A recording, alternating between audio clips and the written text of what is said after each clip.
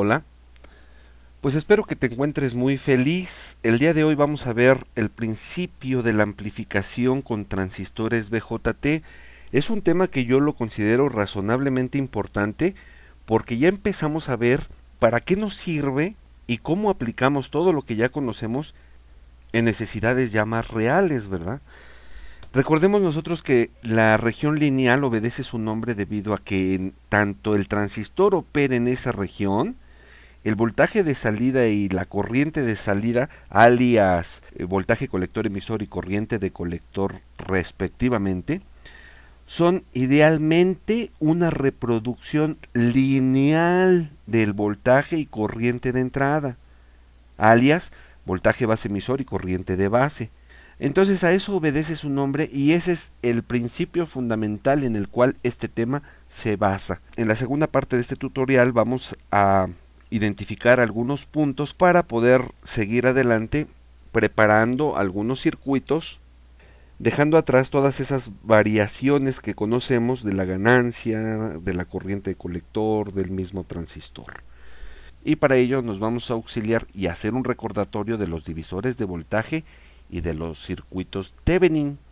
Muy bien, imaginemos el siguiente circuito. Observen ustedes que las fuentes de voltaje BBB y BCC son de diferente magnitud, por lo tanto no puedo asegurar que este circuito sea un circuito de conmutación, eso ya quedó muy claro.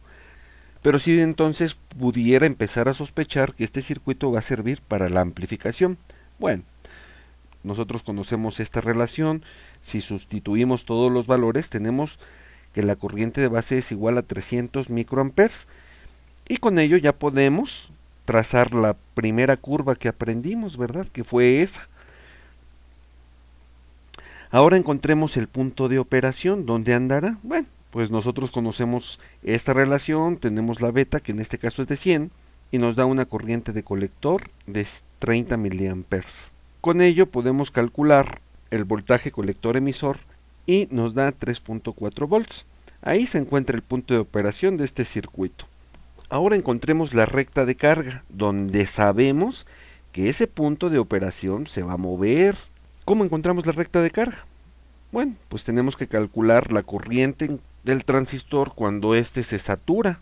Y sabemos que lo encontramos con esta ecuación. Sustituyendo valores nos da 45.45 miliamperes. Ahí está. Y el voltaje colector emisor en la región de corte sabemos que es igual al valor de la fuente que polariza al colector. En este caso son 10 volts. Ahí está. Y ahí ya podemos trazar nuestra recta de carga. Hasta ahora no hay nada nuevo. Todo esto ya lo sabíamos hacer. Pero es momento de decir y de anticipar que esta fuente de voltaje de corriente directa BBB nos ha sido muy útil hasta el momento para varias cosas. Primero, para polarizar al transistor, principalmente a la unión base-emisor. Segundo, para generar una corriente pequeña de base que pasa a través de la resistencia delimitadora de corriente RB y con ello y todo lo que hemos mencionado de la ganancia de corriente directa, que encontramos la corriente de colector, que sabemos que se trata de la corriente de base amplificada beta veces, etcétera, etcétera. Es decir, la fuente BBB nos ha sido muy útil para entender gran parte de lo comprendido hasta ahora. Pero lamentablemente y con tristeza debo anticiparles que empieza el momento de darle las gracias y decirle adiós a esta fuente. Porque observen que representa tener una fuente adicional a esta otra, a la fuente que polariza al colector. Y también por otros factores que veremos en breve. Pero antes de hacerle su despedida vamos a sacarle un poco más de provecho. Imaginemos que superponemos un voltaje senoidal a esa fuente de 1 volt pico. A ese voltaje le vamos a llamar voltaje de entrada. Para nosotros ese voltaje senoidal podría representar una señal, podría representar información, no sé, podría ser una etapa anterior al circuito, podría ser una señal de audio, qué sé yo. Entonces aquí es donde empieza ya prácticamente lo interesante de lo que hemos visto hasta hoy. Nosotros sabemos de temas de circuitos eléctricos que las fuentes de voltaje conectadas en serie se suman de tal manera que estas dos fuentes ahora se tendrán que sumar para tener un nuevo voltaje base emisor o bien una nueva polarización en la corriente de base. Entonces, bajo ese supuesto, el valor de la fuente BBB tendríamos que sumárselo a todos los valores instantáneos de ese voltaje de entrada, ¿verdad? Tendríamos un valor de voltaje en cada instante. Por lo tanto, esto hará que la corriente de base, la IB, varíe también en cada instante, ¿verdad? Es decir, ahora la corriente de base es una corriente alterna. Y la pregunta que nos podemos hacer, ¿hasta dónde variará esa corriente de base? Bueno, pues no vamos a calcular instante por instante cada valor instantáneo de ese voltaje para determinar IB. Vámonos a hacerlo de manera más práctica. Para ello vamos a abrir aquí una pizarra. O de este lado vamos a representar el voltaje de entrada de esa fuente alterna. Y de este lado vamos a ver cómo se genera esa corriente de colector. Y aquí en medio vamos a identificar con qué valores se queda voltaje colector emisor. Muy bien. Lo primero que vamos a hacer es ver qué ocurre cuando esta fuente llega a un máximo valor. Pues espero que observen que el valor pico, el valor más alto de esa señal, pues llega a 1 volt. Por lo tanto, ahora tenemos una nueva ecuación que si observamos, pues es esta misma. Antes nada más teníamos voltaje de la base y sabíamos que era directo, pero como le estamos superponiendo una fuente de voltaje alterna en serie, pues la tenemos que sumar y aquí lo tenemos. Entonces ahora ese sería nuestro voltaje de polarización, que si sustituimos esos valores nos va a dar que la corriente de base ahora va a estar dada por 3.7 volts, que es mi voltaje de base, más en este caso 1 volt pico, porque estamos analizando la parte más alta de esta señal, digámoslo así. Y esto nos da una nueva corriente de base que es de 400 microamperes. Más alta, subió, ¿verdad? Ahí lo vemos. Y observen ustedes que el punto de operación ahora se ha movido hacia esa nueva curva por la recta de carga. ¿Cómo lo vemos más claro? Bueno, calculando la corriente de colector. En este caso nos da que esa corriente es de 40 miliamperes. Y por otro lado, el voltaje colector emisor, donde conocemos esta relación, sustituyendo todos los valores, nos da 1.2 volts. Y observen. Conclusión, voltaje colector emisor decrece su valor cuando la corriente de colector aumenta su valor. ¿Por qué? Porque el punto de operación se movió en esas condiciones. Ahí empezamos a ver un fragmento de la señal de salida. Muy bien, ahora veamos qué ocurre si ese voltaje de entrada llega a su valor más negativo. Es que tendríamos ahora que analizar el voltaje de esa señal, pero en su punto más bajo. Muy bien, nosotros seguimos teniendo esta misma ecuación. Sabemos que tenemos que sumar el valor de esa fuente y ahora es menos 1 volt. Con esos valores yo tengo una nueva corriente de base que puedo graficar y observo que esa corriente de base disminuye. Nuevamente vemos en dónde queda el punto de operación, calculando la corriente de colector, 20 miliamperes, y el voltaje colector emisor, y observemos qué sucede. Ahí quedó nuevamente el punto de operación. Entonces, tenemos la siguiente conclusión. Mientras que con una pequeña corriente alterna en la entrada, o sea en la base, que cambia de 100 microamperes en 100 microamperes en este caso, a su valor más alto y a su valor más bajo, se nota de inmediato que a la salida existe una corriente en el colector, ¿verdad? Esa es la salida. Amplificada, que cambia de 10 miliamperes a su valor más alto y 10 miliamperes a su valor más bajo, de forma proporcional. Y también sucede algo similar en el voltaje de entrada y en el voltaje de salida, porque en la entrada con una pequeña señal que varía 1 volt pico, a la salida tenemos esa misma señal invertida. Aquí tenemos un nuevo ingrediente. Observen que el voltaje colector emisor se invierte. O sea, mientras el voltaje de entrada crece, el voltaje colector emisor decrece, pero también está amplificado a 2.2 volts pico en este caso, o 4.4 volts pico pico. Muy bien. Vamos a quedarnos solamente con este circuito. Vamos a quedarnos con esta gráfica. Vamos a quitar lo que no necesitamos. Entonces podemos esquematizar este circuito de la siguiente manera. Un voltaje de entrada que va de menos 1 volt a 1 volt, que hace que el punto de operación se mueva generando varias corrientes de base y a su vez amplificando la corriente de colector, al mismo tiempo que el voltaje colector emisor también se ve amplificado, pero la señal se ve invertida. Entonces este es el principio de cómo trabaja un circuito de amplificación. En este caso, bueno, pues es un circuito muy sencillo, pero este circuito nos está sirviendo para entender pues muchas cosas que habíamos comentado con anterioridad, pero hoy lo estamos reafirmando. Muy bien, este circuito pues se ve que está amplificando muy bonito, que está trabajando el punto de operación en la región activa, pues no entra en ningún momento ni a saturación ni a corte. Pero ¿qué pasaría si en este momento el transistor tomase otro valor de su temperatura? ¿Qué pasaría? Noten ustedes que en este caso el punto de operación está muy próximo a llegar a la zona de saturación. Está lejos de la zona de corte, sí, pero está muy próximo al llegar a la zona de saturación. Entonces, con una pequeña variación de la ganancia en corriente directa, esto hará que el circuito ya no funcione como lo estamos viendo ahora. Voy a congelar esta imagen.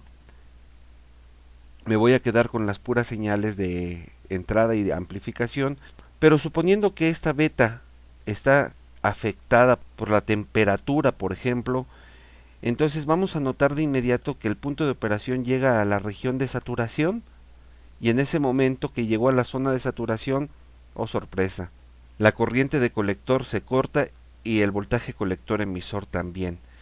Entonces observen que la corriente de colector pues se corta en la cresta de la señal y el voltaje colector emisor en el valle.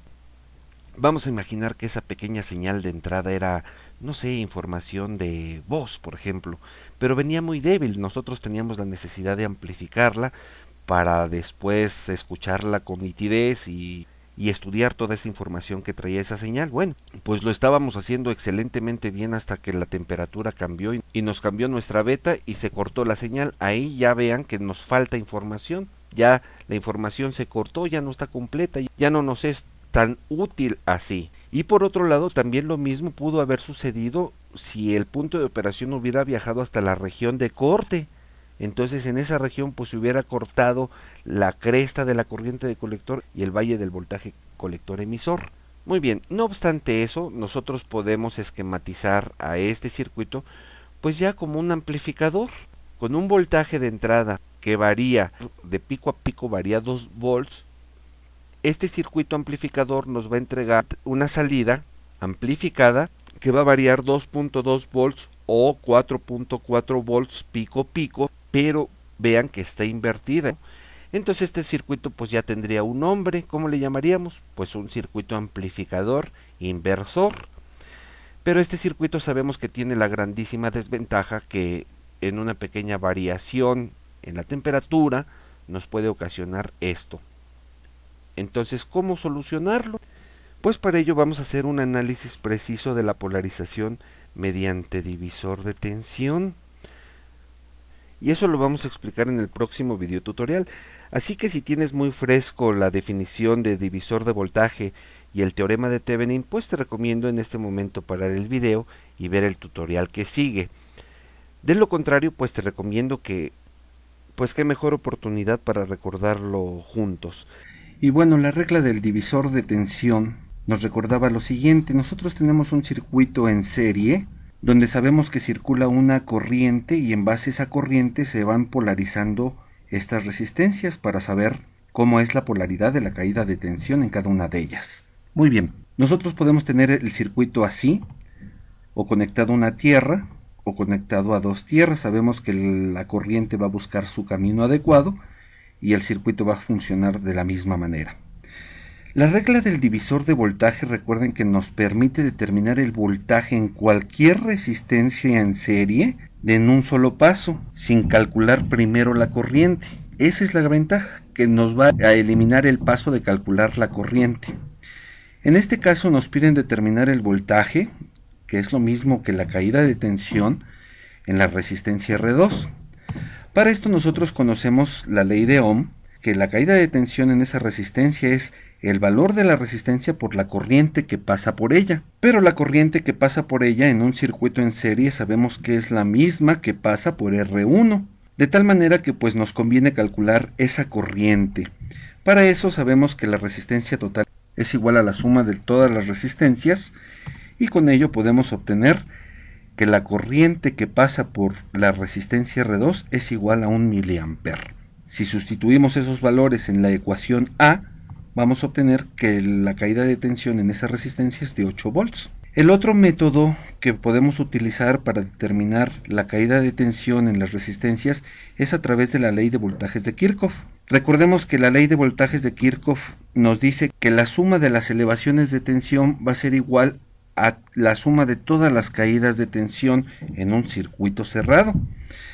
Si sustituimos todos esos valores y despejamos la caída de tensión en R1, obtenemos que es igual a 2 volts. También lo pudimos haber calculado por ley de Ohm. Recuerden que en circuitos eléctricos existen más de un método para poder llegar a la solución de un problema. Así que podemos nosotros determinar la caída de tensión en cualquier resistencia multiplicando la corriente total por la resistencia. Eso lo sabemos por ley de Ohm. Si sustituimos la ecuación 1 en esta ecuación 2, obtenemos la siguiente relación. Y acomodando un poquito esta ecuación, llegamos a la regla del divisor de voltaje. Muy bien, si aplicamos esta regla para determinar la caída de tensión en estas dos resistencias, vamos a llegar a los mismos valores que si lo hubiéramos hecho por ley de Ohm o por ley de voltajes de Kirchhoff. Ahora recordemos el teorema de Thevenin. Lo que nos dice el teorema de Thevenin es que en un circuito eléctrico el voltaje equivalente de Thevenin es el voltaje del circuito abierto, es decir, sin carga. En este caso podemos tener un circuito original resistivo posiblemente muy complejo, y el gran legado que nos dejó Thevenin es de que ese circuito se puede llegar a reducir en una fuente de voltaje y una resistencia, y se va a comportar de la misma manera. Muy bien, ¿cómo hacíamos eso? Imaginemos que tenemos el siguiente circuito. Este no es un circuito muy complejo que digamos, pero para ejemplificar pues está bueno. Entonces tenemos que calcular dos cosas: la resistencia de Thevenin y el voltaje de Thevenin, para poder modelar este circuito y que tenga un comportamiento exactamente igual. Lo que nos dice Thevenin es primero desconectar la carga que hay en donde queremos ver ese circuito. En este caso entre las terminales A y B. Bueno, ya desconectamos la carga, que puede ser otro circuito, puede ser un altavoz, puede ser incluso una resistencia de carga. El segundo paso nos dice Thevenin que debemos de fijar todas las fuentes en el circuito a cero. ¿Por qué? Porque van a estar representadas por su resistencia interna. En este caso pues hacemos cortocircuito la fuente de voltaje, y este circuito pues para nuestra conveniencia da lo mismo que dibujarlo de esta manera. Observamos que R2 y R3 están en serie, por lo tanto esa resistencia la puedo poner como una resistencia equivalente. Y ahora observamos que estas dos resistencias están en paralelo y hemos así encontrado la resistencia de Thevenin. En este caso nos da 408.28 ohms. Ahora dejamos la resistencia de Thevenin aquí, y el siguiente paso nos dice que debemos de calcular la caída de tensión entre A y B, volviendo a colocar todas las fuentes que habíamos quitado. En este caso, bueno, pues observamos que R2 y R3 están en serie, ya lo habíamos visto.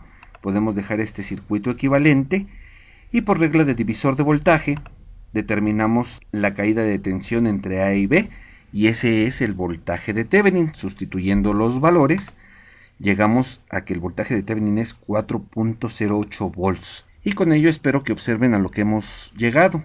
Este circuito aparentemente complejo, bueno, imaginemos que es muy complejo, este circuito pues lo hemos sustituido por este otro.